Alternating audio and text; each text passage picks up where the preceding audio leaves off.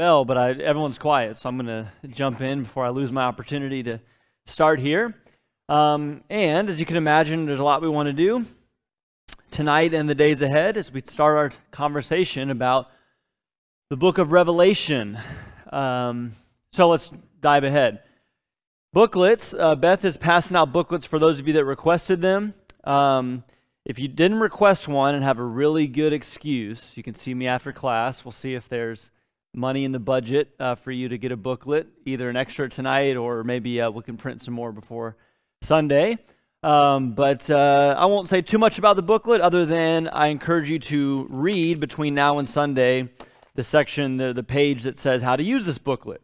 There would be some rough guidelines in there for using it. The main thing is it's not so much an in-class booklet other than a space on each page to take some notes as you're sitting in class. It really is intended to be used ahead of time, to sit down primarily with the text of Revelation and then with some guiding questions to spur some reflection and some exploration on your own. Okay, not to come up with all the answers, but just to think and to feel and to reflect on what it is that you're seeing in the text of Revelation. Again, to be done before you come to class each time so that our discussion can be more fruitful and more profitable when you get here.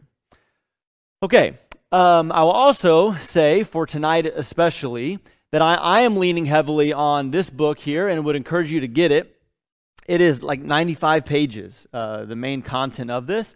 And if you know Mark Roberts of Westside in Irving fame, he wrote this book several years ago and it has become very useful to a lot of people.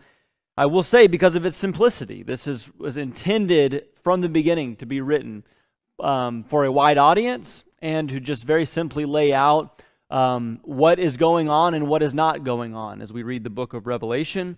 And so if you want to get that, it's $10 on Amazon. It'll be at your house in 48 hours, and you could read it in that time or less. So again, I'll be leaning heavily on this book tonight and as we go forward, and I encourage you to get it too. All right, we're going to spend it. Also, you would see in the booklet, the table of contents is going to be a couple weeks before we actually get into the text of Revelation. And so we're going to do some introductory things before we start really in chapter 1. Beginning with this question here, what are we reading? This is a question of genre is the fancy word. Okay, so there's a few examples we could give. The example Mark starts with, and I think an apt one because when we read Revelation, we are reading mail, we're reading a letter that's sent to somebody. But genre is important when it comes to mail. We do this every day, right? You take your stack of mail and you sort, right? Some things look very official, but they go in the trash, right? Some things say, congratulations, you have been selected as a finalist for a grand prize of $100,000, right? Why does that go in the trash? Why does that not go in your must-read folder? Because it is trash. How did you know that, Jamie? Well, because it's a genre of sorts, right? It's a kind of a mailer that goes out, and we're familiar with how it works. We know that it might say one thing, but there's fine print, or that really what it's saying is that, you have no chance of winning, okay? And so you put that, but something that's a bill, you put that in a different category. You want to reply to that, or a personal letter, whatever it is, okay? Same thing happens with stories. When you hear a story and the first line is, once upon a time, okay, already, it's a fairy tale, you know that. And you know that there are certain things that are supposed to happen in a fairy tale. You have an expectation on how to hear or how to understand that story. Or it was a dark and stormy night, right? Movies, maybe, and we'll continue to refer to movies as we go through. That seems very apt in the book of Revelation. Have you ever seen a movie before and you actually didn't know when it started, whether it was a comedy or a drama, and it's very confusing when you don't know the genre? Wait, is this supposed to be funny, right? If you know it's a chick flick, okay, you know it's a Hallmark movie, then you can predict what's going to happen. There's an expectation. You know how to watch it. You know how to understand it. Maybe you've actually done this too. If you're outside of a certain culture and you see a foreign movie and you don't know what the genre is supposed to be, again, very confusing, right? You have to have some things explained to you about, no, this is the kind of movie that it is. This is what you should expect. Well, the same thing happens when we read our Bibles as well, I will suggest. For instance, we just finished a class, y'all did at least, on the Ten Commandments, okay? When you read the Ten Commandments, isn't it different the way you understand it, the way you interpret it, than, for instance, opening up the book of Proverbs? You don't read the book of Proverbs the same way you read the Ten Commandments, okay? You don't read the Gospel of Mark the same way you read the Song of Solomon, okay? And we could go into what all the differences are, but in short, what we're saying now is that there are different genres, there are different types of books of the Bible, types of writing, and you read these things differently. And you have to have some understanding of what the genre is, what kind of book it is, what kind of writing it is to really make sense of it, okay? And I will say about Revelation, before we get into it, that I think one of the things that's hard about Revelation is that it doesn't fit as easily into the categories that we have, okay? So we read one of the Gospels, we're pretty familiar, even in our culture, with the genre of a biography or a narrative, right? A story. Stories are easy. You know how a story works, you know how to read it, you know how to understand it, okay? Poetry can be a little harder. In fact, we've done some of this in studying the Psalms, right? Poetry's a little less familiar, a little harder to understand sometimes, okay? More symbolism, more figurative language. We have a little bit harder time, but still the Psalms we can do okay with. Revelation is just different. We don't have very many other things that we read on a daily basis, maybe nothing else that we've read in our life that is in this category or in this same type of writing. So we have to do a little bit more work. It's one of the reasons why we're spending a few class periods talking about how to read Revelation before we actually jump in to study it, because it is a little bit outside of what we are familiar with. But I'll say this now, and we'll say this over the next few class periods. It's amazing to me that just reading the first half of the first chapter and pointing out some things in it goes a long way in setting our frame of mind for reading the book of Revelation. This is how the book starts. First words of the book in Revelation 1, the revelation of Jesus Christ, which God gave him to show his bondservants the things which must soon take place. And he sent and communicated it by his angel to his bondservant John, who testified to the word of God and to the testimony of Jesus Christ, even to all that he saw. Blessed is he who reads and those who hear the words of this prophecy, and heed the things which are written in it, for the time is near. And then verse 4 begins, John, to the 7 churches that are in Asia. And you recognize that formula from Paul's writings, right? Author to the recipient. So this one says, John, to the 7 churches that are in Asia. And in a couple class periods, we're going to talk more. The circles didn't quite match up. That's supposed to circle around 7 churches that are in Asia, okay? So sorry, I need to check, need to proofread before I go. So in a few class periods we'll talk more about this, okay? But we cannot forget that the book of Revelation was written to real people living in a real place and time, specifically written to 7 churches that are in Asia, that is the Roman province of Asia. As soon as we get disconnected from that, anywhere in Revelation, and we forget that, hey, this is written to churches that are in a real place in a real time, going through a real situation, then we're in danger of getting lost or misinterpreting the book. This is a book that is a letter written to these particular people, okay? We benefit from it, but it's written to them first and foremost, okay? All right, let's see how this one does. Nope, that's not it either, but it's close. It's closer, right? Revelation also says that it's a prophecy. You move that up a little bit. Revelation says that it's a prophecy. Again, not so much tonight, but on Sunday we'll talk more about what that means, okay? When we think of prophecy, we usually think of telling the future, right? But if you've been in any of my classes on the prophets, Isaiah, Ezekiel, so on, and Jeremiah, you remember that that's actually not the most of what prophets do. The books of the prophets are not necessarily just full of prediction after prediction after prediction. They're doing something different, but still it's a prophecy, and that will help us to understand. See, that means nothing. Those are supposed to go around the time references. So if you notice, there's a couple time references here in the first paragraph, okay? These things must soon take place, and the time is near. And there's other language like that in Revelation, and we want to connect that to the idea that this is prophecy, and understand what that means, that the time is near in terms of Revelation as a work of prophecy. And then this one, got it. See, this one nailed it, right? Tonight we're going to talk about this, that the first word of the book is revelation, okay? Anybody done their work ahead of time can tell me what is the Greek word, or maybe say the English equivalent of the Greek word that begins the book in Greek? Apocalypse, right? There's actually no word for the in this case, so it's apocalypse is the first word. But the apocalypse of Jesus Christ. The English word is the revelation. That's why we call this book sometimes the Apocalypse, and in English we call it the Revelation, right? And as that word entails, or I should say indicates, there is a showing. So again, this missed here, but notice that John saw here at the end of verse 2 what was revealed to him, and God or Jesus showed it to him, right? That's what I want to talk about tonight. What does it mean that Revelation is a revelation or an apocalypse? Okay, and why is it significant that these things were shown to John, right, so that he could see them, right?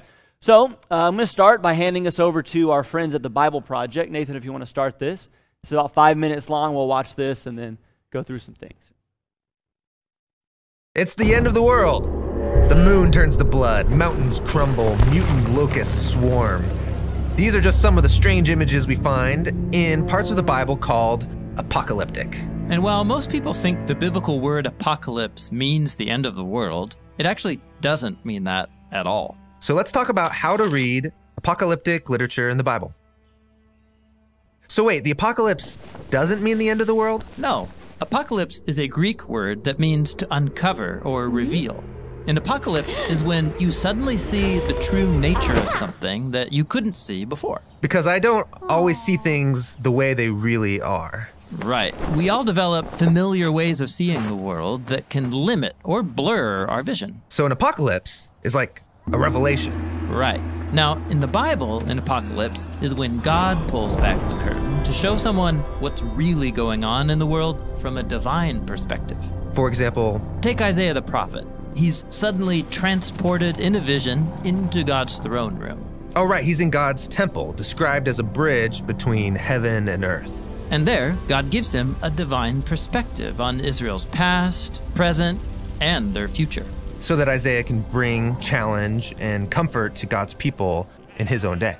Or think about the Apostle Paul, who was trying to stop the movement of Jesus, but then he gets stopped in his tracks by a vision of the risen Jesus himself. Yeah, he realizes that he's fighting against the very thing that he's been hoping for, and it changes the course of his life. So these apocalypses give people a heavenly perspective on their earthly situation, and they can give hope, or they can challenge you. Or make you change everything. Now, those are biblical stories about people having an apocalypse. There are also whole sections of biblical books where a prophet describes extended apocalyptic dreams and visions.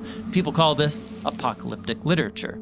And reading these dreams and visions is difficult. I mean, they're filled with strange images. Like, let's take Daniel. He sees ferocious beasts coming up out of a dark sea, trampling people on the land. And then a character called the Son of Man is exalted to rule the world. What is going on? Yeah, apocalyptic literature is written in a poetic, imaginative style, and it's packed with symbolism. How can I know what these symbols mean? Well, first, by studying the rest of your Bible. Apocalyptic imagery is based on biblical design patterns that begin in the book of Genesis and then develop throughout the Bible. Like the chaotic sea in the first sentences of the Bible that God tames but doesn't eliminate as he orders creation. And so the sea becomes an image of danger, death, and cosmic chaos. And the dry land, which comes out of the sea, is the safe, ordered place where humans are supposed to rule as God's image. Yes, and also on the land are beasts that humans are supposed to oversee. But keep reading, and the humans are deceived by a beast. And start acting like violent beasts. Exactly. Now, sometimes a prophet will tell you what a symbol means. Like in Daniel, we're told those beasts symbolize violent human kingdoms. But more often, the authors just assume you know how to trace an image through the biblical story to understand its meaning. Now let's look at the last book of the Bible, the Revelation, because it's one really long vision. The whole thing is an apocalypse. Yeah, and it works the same way. It begins with John the visionary transported to God's throne room, where he sees the risen Jesus as the exalted king of the world. But Jesus is depicted as a bloody lamb. Right. It's a design pattern showing how Jesus is the sacrificial lamb from Israel's Passover and from the Day of Atonement. He gave his life for the sins of the world. And then John sees the ultimate beastly dragon, that spiritual power that energizes violent earthly empires. It's cast out by Jesus, the world's true king. Yeah.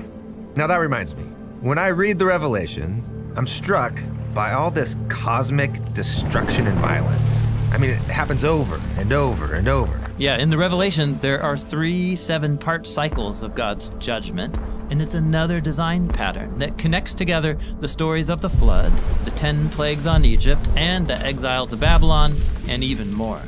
These are moments when humans unleash so much violence and death into the world that God hands them over to self-destruction. It's like a reversal of creation in Genesis chapter 1, as God allows the world and humans to sink back into darkness and disorder. That's sobering. It is.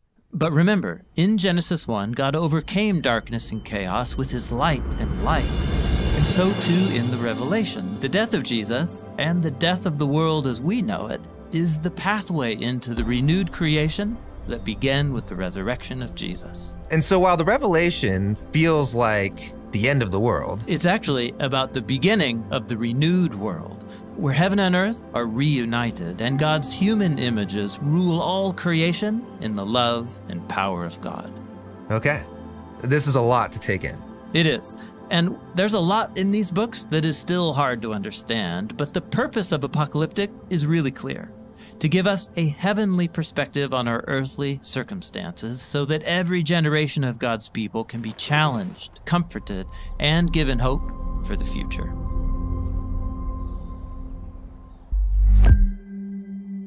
All right, we did it. In this series on how to read the Bible, we looked at all the styles of writing in the Bible: narrative, poetry, discourse. And we learned how to read all of the main sections of the Bible. This is sophisticated and beautiful literature. And I can see why the Bible is one of the most influential books in human history. Yes, every part fits into the unified story that leads to Jesus. And it invites us into a lifetime of reading and meditation. There's a whole new world just waiting to be discovered in your Bible.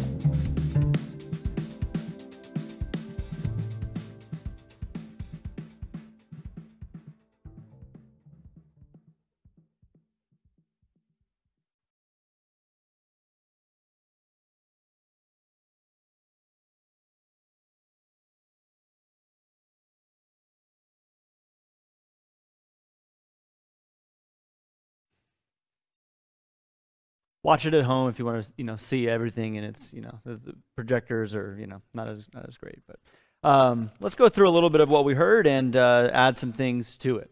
Hope you caught this. We missed the first little bit of audio, but this is the big point here from the very beginning. When we say apocalypse, in English, our modern parlance, that means the end of the world, right? Or an apocalyptic event. In fact, apparently even dictionary.com, the definition is like the end of the world as described in the last book of the Bible. It's like, no, so maybe in English is how we've come to use the word.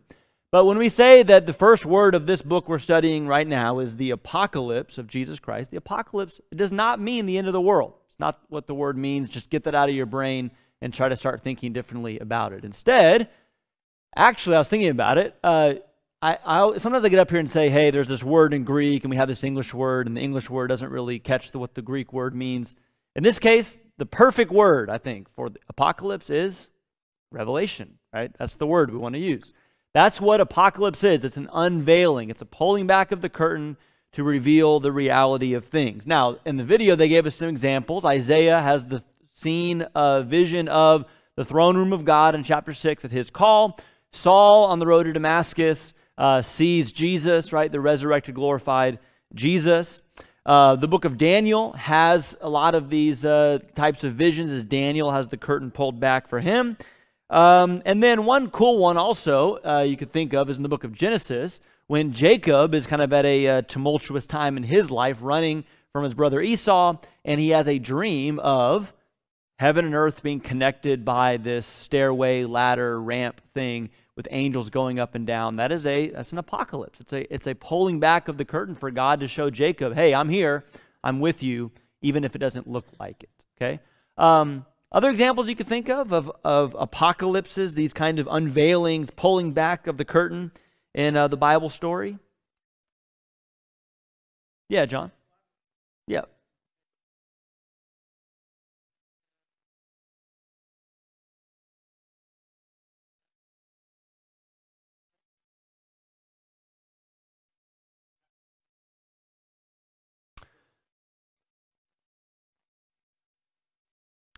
No, and as we'll see, and again, Revelation says it's an apocalypse, it's a revelation, and it's a prophecy. So oftentimes, revelation and prophecy overlap, right? So yeah, I think dreams and visions is a clear sign that we're talking about something that is a revelation from God, at least in the Bible story. Okay, I'm not going to comment on dreams and visions today necessarily, but in the Bible story, so often dreams are the way that God pulls back the curtain. And yeah, in those cases, interesting because God picks an outsider, right? An earthly king to pull back the curtain and say, hey, Pharaoh, Nebuchadnezzar, this is what I'm doing. This is what I'm up to. Other examples you can think of? Yeah, Peter has a vision in his trance of, all the animals, okay, coming down and God saying, here's what I'm up to. This is what I'm doing, okay? And we could think of more. You could think of more. And in some sense, I have this in your booklet. Not in the same sense of the dreams and the visions and the imagery and all that, but in some sense, the Bible, every time we read it, should have this effect on us, right? Every time we read the Bible, it should pull back the curtain, right? To unveil the reality of God's way and God's world when we are so often blinded by kind of our view of the world or by just, what is going on currently in our lives, right? So an apocalypse pulls back the curtain to show the reality, to show a heavenly perspective on what is happening right in front of us, okay? So, as the video said, right, there are sections of the Bible that we refer to as apocalyptic literature, and the Revelation is all, from beginning to end, really, is apocalyptic literature. But one of the things that is, I think, important for us to get, even if we're not going to become experts in this particular genre, is that when John's readers, right, the Christians of Roman Asia that had this letter in their possession for the first time, when they read it, they would have been familiar with this type of writing, okay? Again, for us, it's bizarre. It's outside of our categories.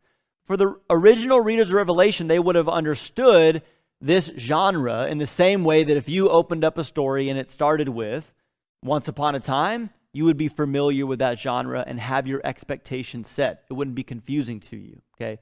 Same thing with Revelation. The fact that it opens up and says this is the apocalypse of Jesus Christ that he showed to John, they would have had a familiarity with that. One, from the book of Daniel, but also from other books that were written in the same time period as the book of Revelation. Some earlier in what we would call the intertestamental period, and then some in that first century, right, in which the time of the apostles that John is writing the book of Revelation. If you've heard of any of these books before, right, like 1st Enoch, 2nd and 3rd Baruch, 4th Ezra, the Apocalypse of Abraham is one of them. There's one called the Animal Apocalypse. That sounds pretty great.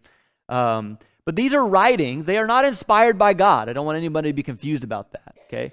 But they were writings that the people reading Revelation would have known about, and they would have been similar to this style. They are. You can go read them, and they sound a lot like Revelation, okay?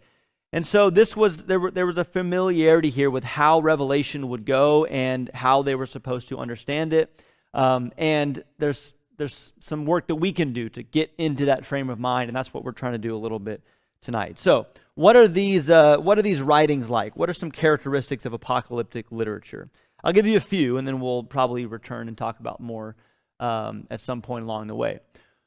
One thing that's true of apocalyptic writing, apocalyptic literature, is that it is very common that it pops up in times of distress for God's people. I think that's one of the reasons why this genre, apocalyptic literature, really starts as a thing in the intertestamental period. Okay, because this is a time when the Jews are in great distress, great crisis, okay? We've talked about some of this in our class on Daniel, okay? Or in the Old Testament survey that Rick and Jordan did a while back. Remember, in the intertestamental period, guys like Antiochus Epiphanes, right, coming in and defiling the temple and, persecuting the Jews. There was a lot of distress, a lot of crisis. And apocalyptic writing tends to pop up during times of crisis or distress, okay? And we'll talk a little bit about why that is, or the significance of that, okay? But in apocalyptic literature, God is revealing something. Again, this is different than other types of scripture or other writings that we have. For instance, like in the book of Proverbs, right, where the wise man says, I've seen this, I've observed this, and this is what I'm writing down as my kind of wise counsel to you, right? Or even in the Gospels, okay? The gospel writer saying, we followed Jesus, we interviewed people, we're going to write down what it is that we heard and what we saw. Apocalyptic literature says God has directly come to me in a dream, in a vision, and I've seen these things that he has showed me, and I am writing down what I saw so that you can know what it is that I experienced, okay? So it's a very direct, very kind of abrupt revelation, God breaking in to show something to a human, okay?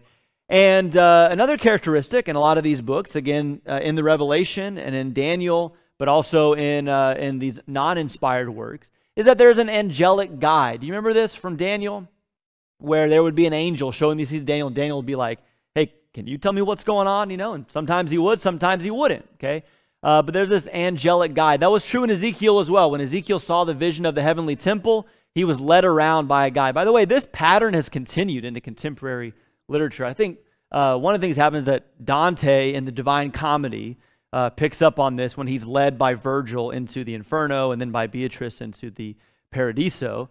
And I think that kind of perpetuated this trope of a divine being that guides the person, such that the Christmas Carol uses the same sort of pattern, right, of Scrooge being led through the three phases of his life by by these spirits. Okay, so this ended up continuing this pattern. But it started here with these apocalyptic texts in which the author is being led around by an angel and shown these revelations that are from God. Okay. Another characteristic of apocalyptic literature is that there's a story to it. Okay, and this is important, especially as we're reading the book of Revelation. Right? There's a plot. There's a story. There are things happening, things that are developing. Okay. The symbols and the images that pop up are not isolated, okay? They are part of a narrative, part of a story that is being told to the person seeing these visions. And what they're showing is what someone has called a transcendent reality. Transcendent reality. In two ways. Transcendent in terms of time and transcendent in terms of space. Let's start with the second one. In terms of space, think about Isaiah, right? When Isaiah has his apocalypse, where is he taken? Throne room of God, right? He's taken to this transcendent place, okay? He's taken out of the earth, so to speak, okay, into the dwelling place of God, okay? That's going to happen in the Revelation as well, right? In chapter 4 and 5, okay, John says, behold, a door open in heaven, okay? And he gets this glimpse, this revelation, this vision of the throne room of God into heaven itself and what's happening there. This is a transcendent reality of space, but also transcendent reality of time. Meaning that in apocalyptic literature, the person who's having this revelation is able to kind of come up out of history and see it all before him from beginning to end. You know what I mean by that? Okay. So, the person like Daniel, okay, remember we studied Daniel not too long ago. He's living in a particular moment of time, okay? But remember in his visions, Daniel saw these sweeping looks of like centuries of time, right, laid out before him, right? And what was going to happen in the years and the centuries after he was going to be long gone, okay? And he got this view of, in some ways even eternity, okay? And all these things that would happen from God's perspective and see it all in one moment, okay? And so this is a transcendent reality that the people are seeing when they have an apocalypse of both time and space. And when they see these visions, as the video said, there is a heavy use of symbolism, okay, in these visions. A lot of symbols. But we want to be clear about what exactly these symbols are doing. And we'll say maybe more about this in a second. This is a quote from a book on Revelation. It says, "The language of the book is primarily pictorial, symbolic language. It is not the language of science or logic. Rather, it is evocative, powerful, emotive language, at times more akin to poetry than prose." Okay, we've done some of this when we read the Psalms. Okay, we've talked about the metaphors and the figurative language that's used in Psalms, and we kind of have to think a certain way to understand the Psalms when he talks about God as my rock, right?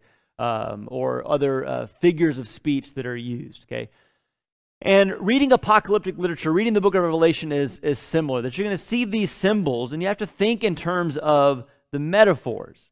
And these pictures are meant to be seen and meant to be felt. Okay, the symbols are not like hieroglyphics where you're reading a code and have to piece together what the code means, decipher it in some way. Okay, this means that and that means this.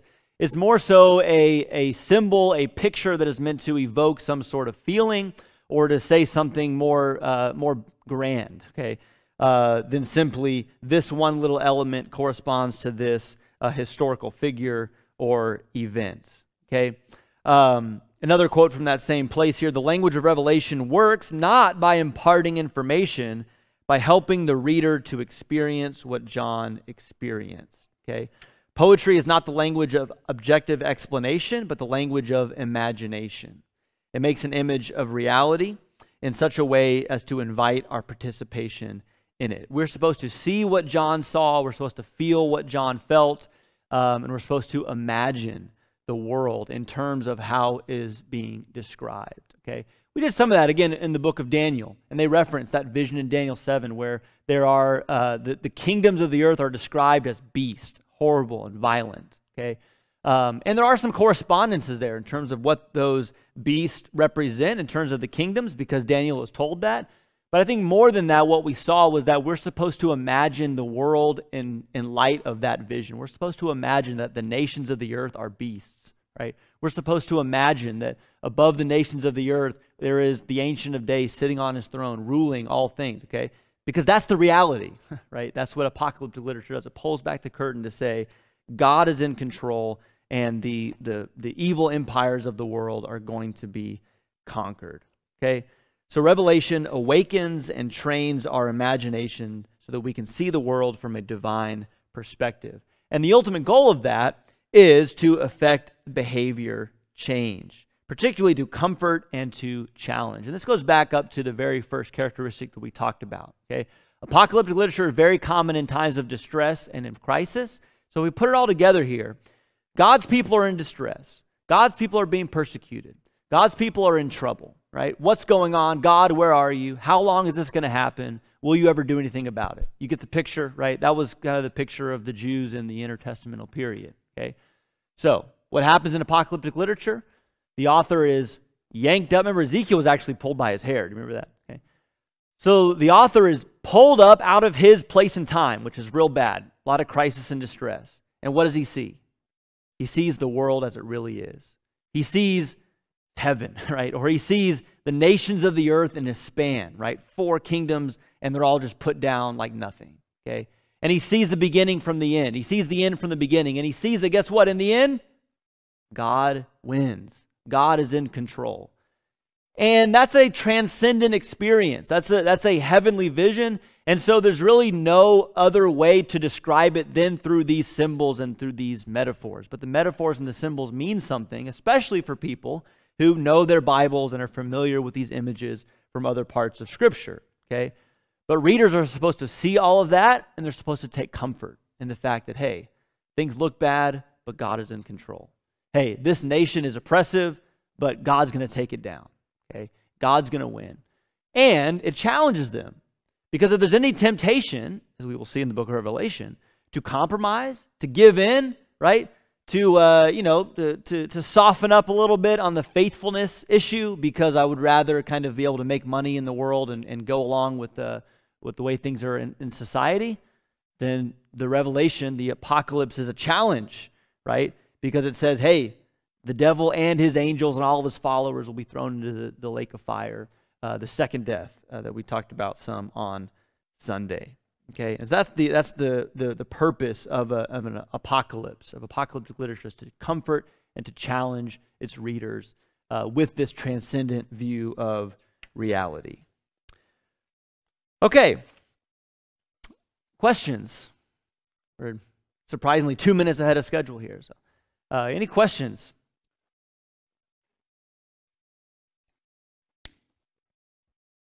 Okay, please let me know if you have questions or if there's something you want to talk more about, because again, we have several class periods of introduction before we jump into Revelation 1.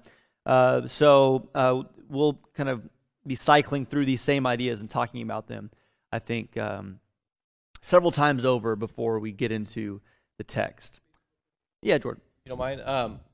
Thanks. So you mentioned that the 7 churches would be very familiar with this genre, with this type of writing. Do you have any, besides obviously Daniel and the contemporary stuff, why is that? Or what leads you to believe that, I guess, maybe? Well, so if the specific question is what leads me to believe it, it's because I've studied people that have said, in fact, there's something in a quote in here from Mark Roberts where he basically says, this writing would have been, familiar. That's like what I just said earlier, right? So that's why I am saying it, because I've read people that have researched it. But yeah, I think the idea is that these writings are so common, right? Not to throw a huge wrench into this, but for instance, in the book of Jude, Jude actually makes a quotation from the book of 1st Enoch, right? Which is one of those intertestamental, not inspired books. But Enoch references it. He quotes from it, right? And so he wouldn't do that if his readers weren't familiar, right, with that book. And I think, again, there's enough examples like that, either from the Bible or from, contemporary writing, that you say, hey, these people knew about it. They were common enough, they were widespread enough to where, yeah, maybe not every single person knew all the books, but there's a general familiarity. Again, like genres that are familiar to us, okay? Nobody here has probably read every fairy tale that's out there, but we've all read enough fairy tales to where you get how that genre works. And I think that's the idea with the apocalyptic literature in John's time. Good question. Yeah, Albert? Riding the coattails or so, but some about the symbolism from the book that you suggested. It was letting go and not getting caught up in dividing the numbers out and trying to figure out, the folks who figure out when doomsday is going to be, that in the apocalyptic literature, if it gives you a symbol and it's important for us to know what it is, it will tell us within that same writing, and it doesn't leave it up for chance or for guessing. And that was important for me. Sure. One of the things I gained from it. Yeah, thank you, Albert. Yeah, and a lot of that goes back to this heavenly being that mediates, okay?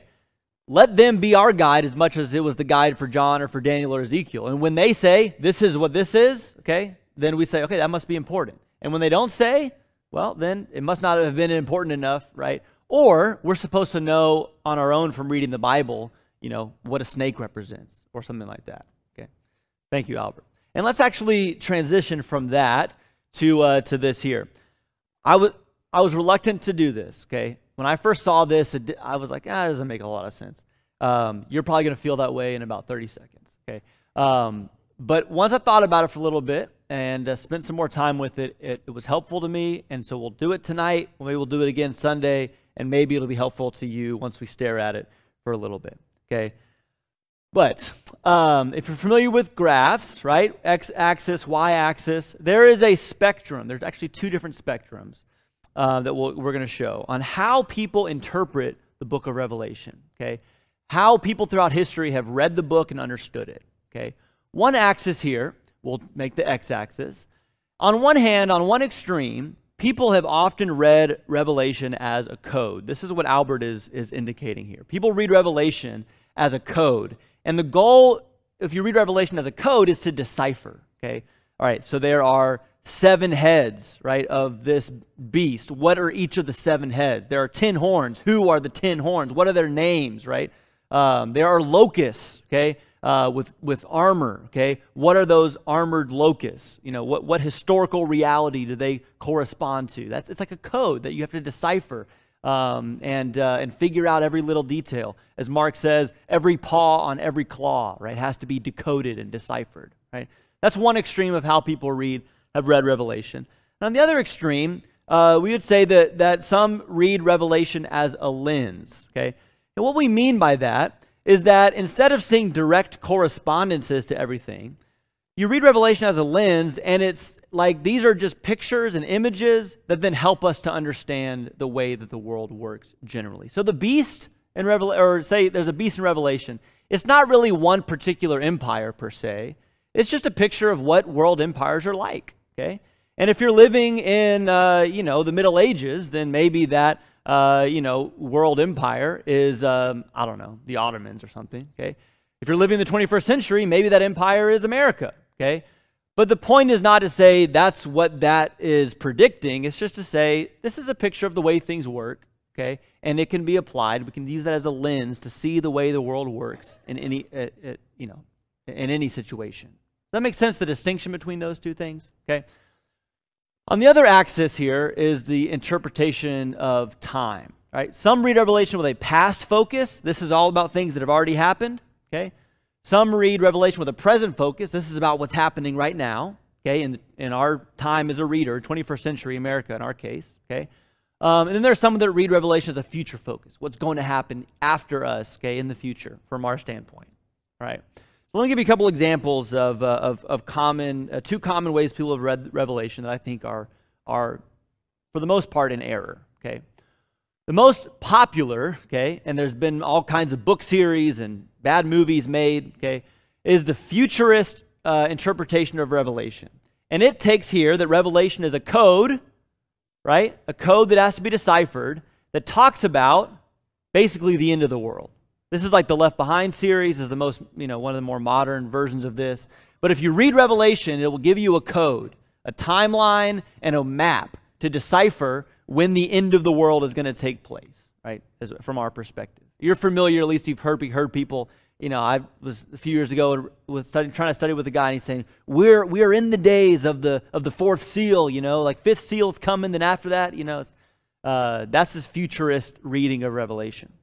There's a very similar, actually, type of reading to that that's called the preterist, and it says that Revelation is a code but all about things that have already happened, okay?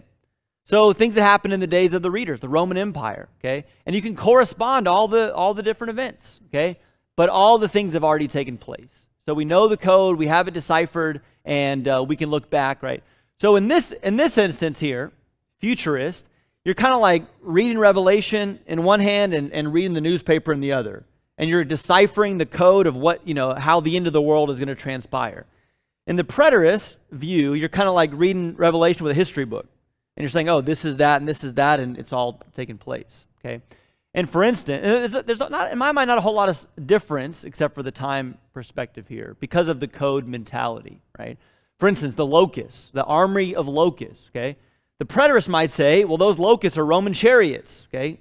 Can't you see? That's clear, right? The futurist might say, and somebody did say this, Hal Lindsey or somebody, right? It's Apache helicopters, right? That's the locust, right?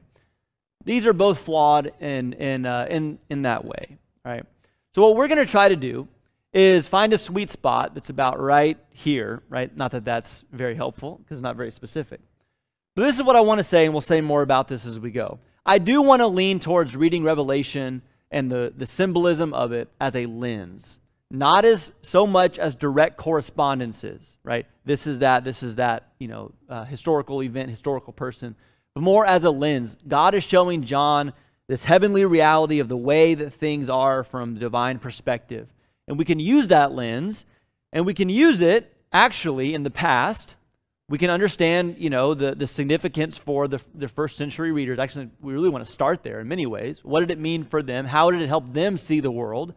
Then, how does it help us to see the current events we're living through right now? Okay, again, not as, Revelation, 13 is predicting the United States of America. No, but okay, this is how Revelation says the world works. Well, what's going on in our world, and how can this help us, comfort us, and challenge us in our time? And there are things in Revelation that talk about I think things that are still yet to come from our standpoint. And we want to understand how to look ahead into the future to see those things, okay? Like I said, we'll come back to this, but I really want to end with this. We're 1 minute behind. This is from Mark's book, and this is just a summary. You're walking away from tonight thinking, we just talked for 45 minutes about apocalyptic literature, and I have no idea what's going on, right? So this is a simple definition for you to go home with tonight. We're reading apocalyptic literature in the book of Revelation. What is apocalyptic literature? What do we mean by that? It is a story written in a time of crisis and distress that is given by otherworldly beings explaining how God will reverse everything so that the righteous will triumph. And that really is everything in the book of Revelation. God wins, and those that are with God win with him in the end. So, you have your booklet. If you don't have your booklet and you signed up for one, see me. If you didn't sign up, again, I could probably still swing that for you. So see me after class and we'll get you your booklet and work on lesson number 2 for Sunday. Thanks, everybody.